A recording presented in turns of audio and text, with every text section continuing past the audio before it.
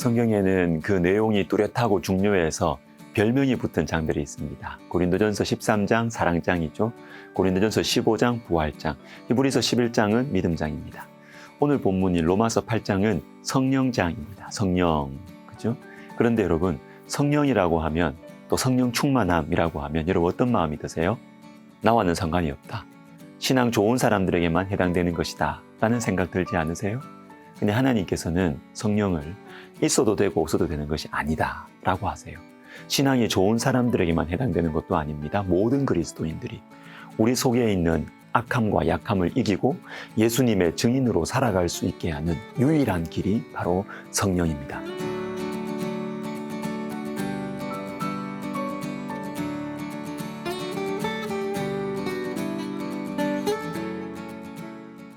로마서 8장의 위치를 먼저 생각해 보겠습니다.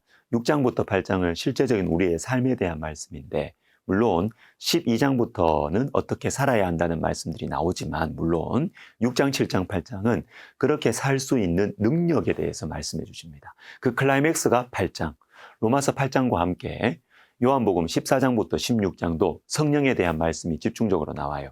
요한복음 14장부터 16장은 예수님께서 십자가로 가시기 전에 제자들에게 어떻게 이 세상을 살아가야 하는지에 대한 내용이 집중적으로 나오는데 그 핵심이 성령입니다. 여러분, 성령이 중요해요. 성령이 어떤 분이시고 어떻게 역사하시는지, 성령에 따라 행하는 것이 얼마나 중요한지를 알고 그에 따라 살아가는 것이 매우 중요합니다. 한 번은 제 아내와 식사를 하면서 예수님의 제자들은 정말로 엉망진창이다라는 생각이 들었습니다. 복음서에 나오는 제자들 보십시오. 베드로의 그 오만방자함, 교만함, 거친 성격, 요한과 야고보의 불같은 성격, 의심 많은 도마, 그리고 배신자, 거짓말쟁이, 가룟 유다까지. 어떻게 이런 사람들을 예수님이 품으셨을까요? 어떻게 이런 제자들에게 하나님 나라의 미래를 맡기셨을까요? 그리고 제자들만이 아니라 하나님께서 쓰신 사람들도 다 엉망이었어요. 모세 살인자, 다윗은 간음과 살인, 그리고 충신을 제거하는 잔인한 인물이었죠. 사도 바울은 또 어떻습니까? 자기 기준 너무 높고 강했습니다. 그래서 연약한 이 마가를 품지를 못하죠. 바나바와 싸워서라도 이렇게 못난 사람, 낙오한 사람과는 함께 할 수 없다고 주장합니다. 보통 내기들이 아니에요, 다들. 어떻게 이런 영혼들을 하나님께서 사용할 수 있으셨을까요? 답은 하나입니다. 성령. 성령이 아니면 사람 변할 수 없습니다. 거칠고 모나고 악한 영혼들에게 성령이 임하셨을 때 변화되었고 하나님의 뜻을 위해서 자신의 삶을 드릴 수 있었습니다. 사랑하는 여러분, 성령입니다. 성령을 사모합시다. 성령 충만을 위해 기도하면 좋겠습니다. 이제 로마서 8장의 내용으로 들어가 봅니다. 2절을 보시면 두 개의 법이 나옵니다. 이는 그리스도 예수 안에 있는 생명의 성령의 법이 죄와 사망의 법에서 너를 해방하였습니다. 먼저 죄와 사망의 법. 이건 율법을 의미합니다. 바로 이어지는 3절에 나와요. 율법이 육신으로 말미암아 연약하여 할 수 없는 그것을. 자, 율법은 좋은 것입니다. 하나님 백성들이 이렇게 하나님을 섬기고 이웃을 섬겨야 한다는 것을 가르쳐 줍니다. 그런데 이 율법은 우리의 육신이 연약해서 지킬 수가 없어요. 이 율법에 대한 또 불순종은 또 율법에 있는 처벌을 받게 되죠. 그런데 또 다른 법이 우리에게 주어졌다는 것입니다. 그리스도 예수 안에 있는 생명의 성령의 법.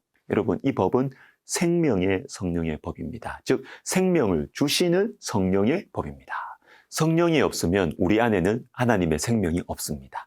성령이 하나님의 생명을 주시니까요. 생명의 성령의 법입니다. 그런데 그것을 어떻게 가질 수가 있는가? 그리스도 예수 안에 있는, 그리스도 예수 안에 있어야 생명의 성령의 법을 가질 수 있습니다. 방금 읽은 3절과 4절을 끝까지 읽어드리면 율법이 육신으로 말미암아 연약하여 할 수 없는 그것을 하나님은 하시나니 곧 죄로 말미암아 자기 아들을 죄 있는 육신의 모양으로 보내어 육신의 죄를 정하사 육신을 따르지 않고 그 영을 따라 행하는 우리에게 율법의 요구가 이루어지게 하려 하심이니라. 하나님은 하시나니. 이게 희망이죠. 우리 힘으로 하나님 주신 율법을 순종할 수 없는데 하나님께서 하신다는 거예요. 하나님께서 우리에게 할 수 있는 힘을 주신다. 어떻게 해요? 하나님은 하시나니 곧 죄로 말미암아 자기 아들을 죄 있는 육신의 모양으로 보내어 육신의 죄를 정하사. 뭡니까? 십자가죠. 자기 아들 예수 그리스도께서 우리 대신 십자가에 달리심으로 말미암아 우리가 율법을 행할 수 있게 되었다. 이게 바로 그리스도 예수 안에 있는 생명의 성령의 법이에요. 십자가와 성령, 십자가에서부터 흘러 들어와서 우리 속에 들어오는 성령, 이것이 우리에게 율법을 행할 수 있는 능력을 주십니다. 11절을 보십시오. 예수님을 믿을 때 우리에게 어떤 일이 일어나는가? 예수를 죽은 자 가운데서 살리신 이의 영이 너희 안에 거하시면 그리스도 예수를 죽은 자 가운데서 살리신 이가 너희 안에 거하시는 그의 영으로 말미암아 너희 죽을 몸도 살리시리라. 자, 예수님을 죽은 자 가운데서 살리신 이 부활의 능력이 우리 안에서 역사한다. 여러분, 우리는 완전할 수 없고 실수도 죄도 많이 하죠. 우리의 타고난 성격이나 나쁜 습관에 질 때도 많습니다. 그러나 나를 내려놓고 우리 안에 계신 성령을 의지할 때 부활의 능력이 우리 속에 역사한다. 우리의 삶을 넉넉히 변화시킬 수 있는 것입니다.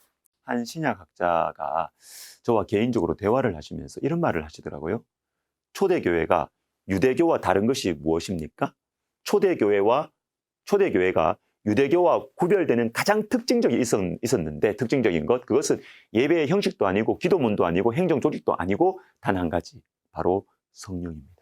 성령의 임재, 성령에 대한 사모함, 성령을 쫓아 사는 삶, 이것이 없었더라면 초대교회가 유대교회의 실질적인 차이를 가질 수 없었을 것입니다.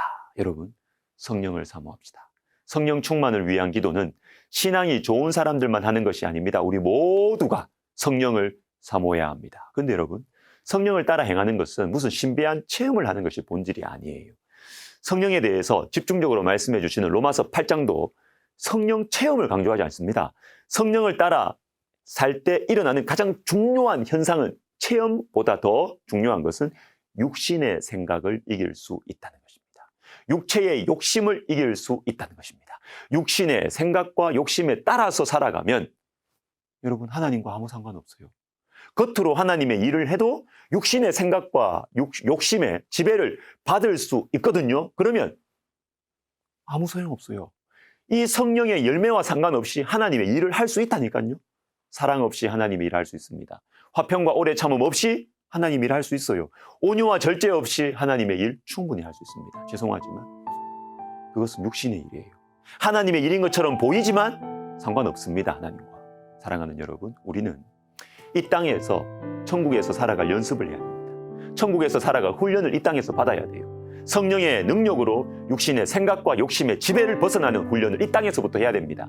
성령을 따라 사는 삶, 성령을 사모하면서 살아가는 삶이 바로 이 땅에서 천국을 연습하는 삶입니다. 성령 충만을 위해 기도하십시다. 기도하겠습니다. 하나님 아버지, 성령을 부어 주시옵소서. 그래서 육신의 생각과 욕심을 이기는 이 귀한 천국의 삶을 하나님 우리 이 땅에서부터 훈련하고 연습하게 하여 주옵소서. 예수님의 이름으로 기도드립니다. 아멘.